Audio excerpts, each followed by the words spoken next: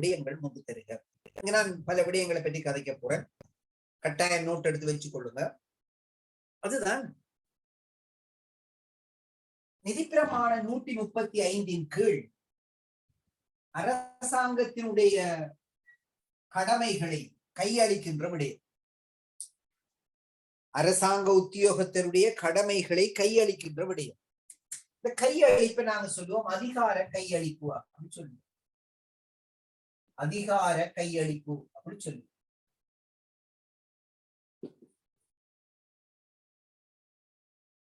பொதுவாகவே வரவு செலவு திட்டத்தில் இருக்கின்ற அதிகாரம் இரண்டு. ஒன்று வருமானத்தை சேகரிக்கின்ற அதிகாரம், மற்றொன்று செலவுகளை செய்கின்ற அதிகாரம். இது ரெண்டும் இரண்டு வகையான திணைக்கள தலைவர்களுக்கு வழங்கப்படும். ஒருவர் செலவுகளை மாத்திரம் செய்பவராக இருப்பார், அவரை நாங்கள் கணக்கீட்டு உத்தியோகத்தர் என்று சொல்லுவோம். மற்றும் ஒருவர் செலவுகளை செய்வார், வருமானத்தையும் சேகரிப்பார், அவரை நாம சொல்லுவோம் அரசிறை கணக்கீட்டு உத்தியோகத்தர் என்று சொல்லுவோம். விரலை பற்றி கதைப்பது 128ஆம் FR ஆனா மற்றும் ஆவண்ணா பகுதிகள். யாரு அரச கணக்கீட்டு உத்தியோகத்தர், யாரு அரசிறை கணக்கீட்டு உத்தியோகத்தர், அவர்களுக்குரிய கடமைகள், பணிகள், பொறுப்புகள் என்ன என்பதை பற்றி கதைப்பது நிதிப்பிரமாண 128 ஆனா மற்றும் ஆவண்ணா பகுதிகளாக இருக்கு. அப்படியான கணக்கீட்டு உத்தியோகத்தர்களை நாம் இரண்டாக வகுக்கின்ற காரணத்தினாலே அந்த கடமைகளை நாங்கள் இரண்டாக வகுத்துக் கொள்ள போறோம். ஒன்று செலவு தொடர்பான கடமை கையளிப்பு, மற்றொன்று வருமானம் தொடர்பான கடமை கையளிப்பு. அதிகாரங்களை கையளிக்கின்ற விடயத்தில செலவுகள் என்கின்ற விடயத்தை கையளிப்பதற்கான முறைமைகளும் வருமானங்களை கையளிப்பதற்கான முறைமைகளையும் இந்த அதிகார கையளிப்பு என்கின்ற விடயம் கொண்டிருக்குது. அப்படியான சந்தர்ப்பத்தில் எப்படி செலவுகளானவை செலவுகளை கொண்டிருக்கின்ற அதிகாரியினுடைய அதிகாரம் கையளிக்கப்படுகின்ற படிமுறையாக இருக்கும் என்றால், ஒன்று அனுமதி அளித்தல் என்கின்ற முறையிலே, அனுமதி அளித்தல் என்கின்ற முறையிலே அவர் தன்னுடைய அதிகாரத்தை தனக்கு கீழ் உள்ளவர்களுக்கு பகிர்ந்தளிக்கலாம்.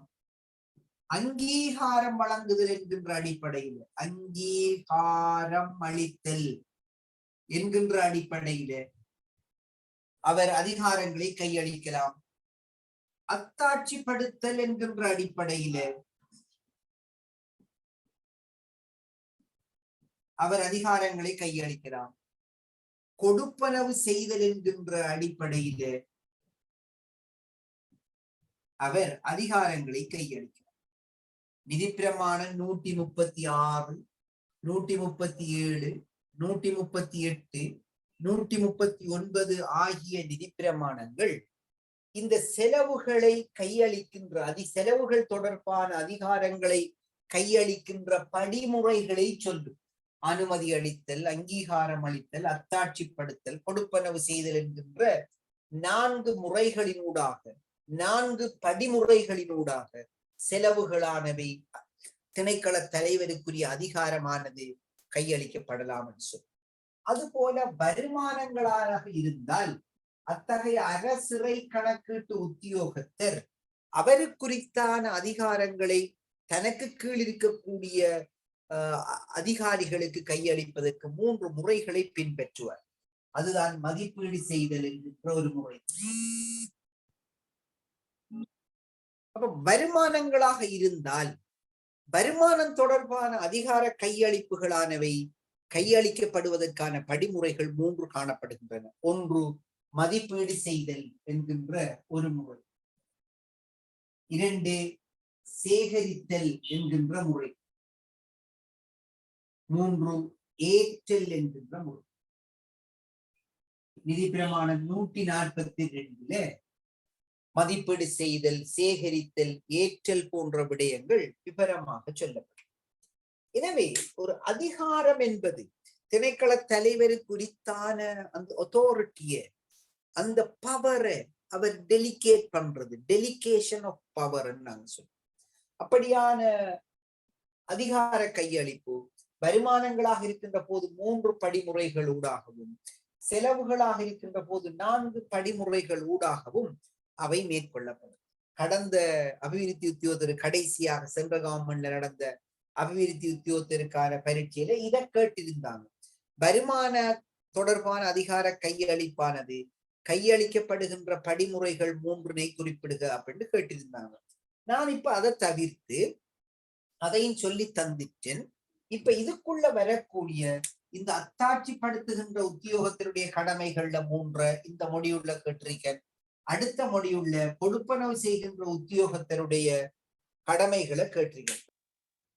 ஓகே, அப்ப நாங்க அதிகார கையளிப்பு என்கின்ற அம்சம் நமக்கு புரியும். நிதி கடமைகளை நாங்க கையளிக்கின்ற அந்த விடயம் பொதுவாகவே எல்லா பரீட்சைகள்லையும் ஏதோ ஒரு ரூபத்தில் அது நமக்கு கேட்கப்பட்டு கொண்டு வருது.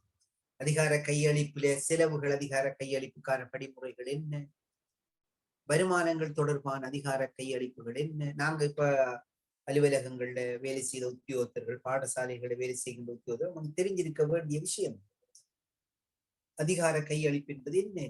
அந்த அதிகார கையளிப்புல வருகின்ற ஒரு முக்கியமான விடயம்தான் அத்தாட்சிப்படுத்தல். குறிப்பாக அத்தாட்சிப்படுத்துகின்ற உத்தியோகத்தர் அவர் கவனத்தில் கொள்ள வேண்டிய விடயங்கள் எவை என்பதுதான் இந்த கேள்வி. கேள்வியை 11ஆம் கேள்வியை வாசித்துக் கொள்றேன்.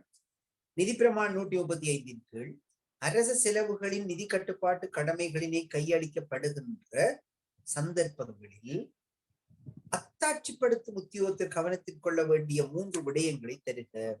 அத்தாட்சிப்படுத்துகின்ற உத்தியோகத்தர் என்னென்ன அம்சங்களை கவனிக்கும்? 2 பேரை பற்றிய கடமைகள் தான் பொதுவாக அபிவிருத்தி உத்தியோகத்தர பரீட்சைகள் எதிர்பார்க்கப்படும்.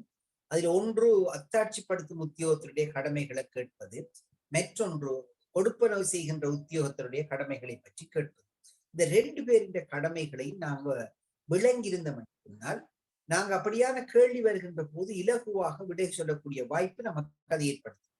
அந்த வரிசையில ஒரு அத்தாட்சிப்படுத்துகின்ற உத்தியோகத்தர் என்ன விடயத்தை கவனம் செலுத்த வேணும் என்று சொன்னா, முதலாவது தான் கொடுப்பனவு செய்வதற்கு தன்னிடம் வருகின்ற கொடுப்பனவு சிட்டைக்கு கொடுப்பனவு செய்வதற்கு தேவையான நிதி, ஒரு தலைப்பு, நான் முன்ன சொன்ன அந்த விஷயம் தான் எஃப்ஆர்ல மிக முக்கியம். தலைப்பு, நிகழ்ச்சி திட்டம், கருத்திட்டம், செலவு விடயம் என்பனவற்றின் கீழ் ஒரு குறிப்பிட்ட செலவை மேற்கொள்வதற்கான நிதி ஒதுக்கீடு இருக்குதா என்பதை பார்த்த பிறகுதான் அவர் அத்தகைய கொடுப்பனவு சீட்டை அத்தாட்சிப்படுத்த வேண்டும். உதாரணத்துக்கு வச்சுக் கொள்ளுங்களேன், ஒருத்தர் ஓவர் டைம் கேட்டார்.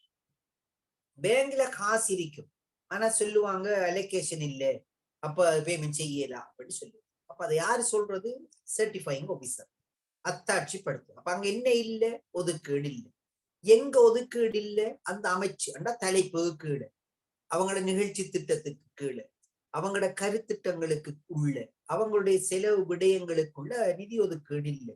எனவே நிதி ஒதுக்கீடு இல்லாத ஒரு கொடுப்பனவு சீட்டை அத்தாட்சிப்படுத்த முடியுமா? முடியாது. எனவேதான் நாங்க சொல்ல போறோம், ஒரு அத்தாட்சிப்படுத்தும் உத்தியோகத்தை கவனிக்க வேண்டிய முதலாவது அம்சம் அதற்குரிய நிதி ஏற்பாடு, தலைப்பு, நிகழ்ச்சி திட்டம், கருத்திட்டங்களின் கீழ் கிடைக்கக்கூடியதாக இருத்தலை அவதானித்தல். இப்படி எழுதிடப்படாது. நிதி ஏற்பாடு இருத்தலை அவதானித்தல் 2வது விடையாக அதை எவ்வாறுக்குரிய விட அங்க கட்டாயம் சொல்ல வேணும். தலைப்பு, நிகழ்ச்சி திட்டம், கருத்திட்டம், செலவு விடயங்களின் கீழ் நிதி ஏற்பாடு இருத்தலை உறுதி செய்த சொல் வந்தாத்தான் அது விட. அப்படி அல்லாமல் நிதி ஏற்பாடு இருத்தலை உறுதி செய்தல் அது பிழை. ஏனென்றால் அதுக்கென்று தலைப்பு, நிகழ்ச்சி திட்டம், கருத்திட்டம், செலவு விடயம் என்பதை உணர்த்த வேணும். ஒரு செயலகத்தில வேலை செய்யக்குள்ள வேறுபட்ட தலைப்புகளுக்கும் நாங்க கரும மாற்றுவோம். நாங்க ஒரு பிரதேச செயலகத்தை எடுத்துக்கொண்டோம் என்றால் பல திணைக்களத்தை சார்ந்த உத்தியோகத்தில் அங்க இருப்பாங்க. எனவே அந்தந்த திணைக்களம் சார்ந்தவர்களுக்கு அந்தந்த திணைக்களம் சார்ந்த ஒதுக்கீடு தான் நாங்க பயன்படுத்த வேணும். அதனாலதான் அந்த சொற்பிரயோகத்தில் நாங்க பிரயோகிக்க போறோம். அதுதான் முதலாவது சொல்ல போறோம். அத்தாட்சிப்படுத்தும் உத்தியோகத்தை கவனிக்க வேண்டிய முதலாவது விஷயம் சொல்ல போறோம். போதுமான அளவு நிதி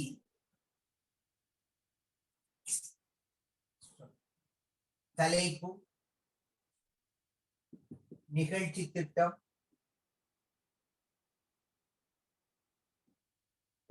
கருத்திட்டம், செலவு விடயத்தின் கீழ்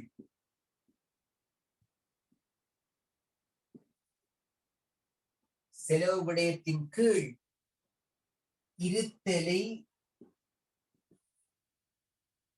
உறுதி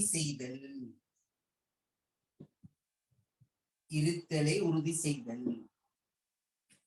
ஏதாவது ஒரு கொடுப்பனவு சீட்டை அத்தாட்சிப்படுத்துகின்ற உத்தியோகத்தர் அதை அத்தாட்சிப்படுத்துவதற்கு முன்பு அதற்கு போதுமான அளவு நிதி, அதற்குறித்தான தலைப்பு, கருத்திட்டம், செலவு விடய விவரங்களின் கீழ் கிடைக்கக்கூடியதாக இருக்கின்றதா என்று பார்ப்போம். அது முதலாவது அம்சம்.